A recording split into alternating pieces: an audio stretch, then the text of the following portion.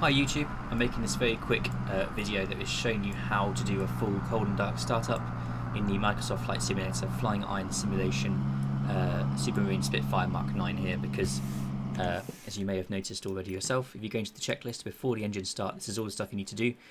Some of the indicators, like you click on this little eyelet to show you where the things are, it's kind of bugged. It points up to the sky when there's nothing there. So very quickly, let's run through the whole thing. Now that I've got it sussed out. Parking brake, first of all.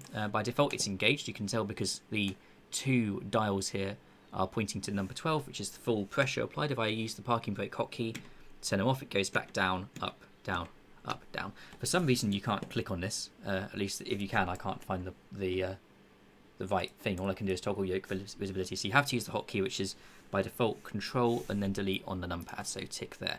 Battery switch. This is right behind the throttle lever here, so you don't have to use your arrow keys in the cockpit to move around and flick that on. There we go. Next, prop control. This is the lever here. Make sure you put that to 100, not the throttle. Really important there. Fuel tanks on. This little button is right here behind your yoke. It's a lever actually, so you give that a tug and it turns on. Lovely. Mixture, keep it on idle for a minute. Throttle, open half an inch, about 10%. Wobble pump.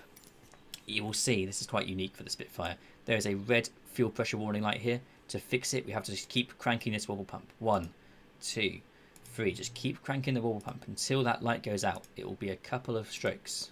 Let's see, that's I think 6, 7, 8, 9 cranks. There we go. Maybe it was 10. I can't quite remember. Needless to say, it doesn't matter. Primer as required. So down here is the primer. You have to scroll wheel on it to actually unlock it. So by default, it's locked there. Once you scroll wheel, it will twist and unlock. And then 3 strokes of primer should be enough to get the engine nice and ready. Then the starter safety coils come down here. So I start on the boost coils. They come down to uncover the buttons. The mixture can now go to full forwards. Tick.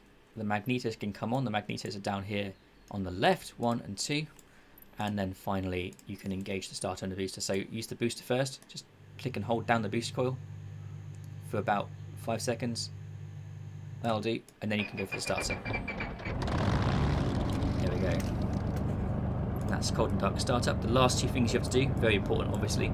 Close the door here on the left, and then you can close the canopy above you. And now you're ready to go. So I hope you found that useful. All I ask in exchange for your humble viewing is to leave a like if you found this video helpful at all, so that other budding pilots can find it. Thanks very much, have a nice day, and good flying.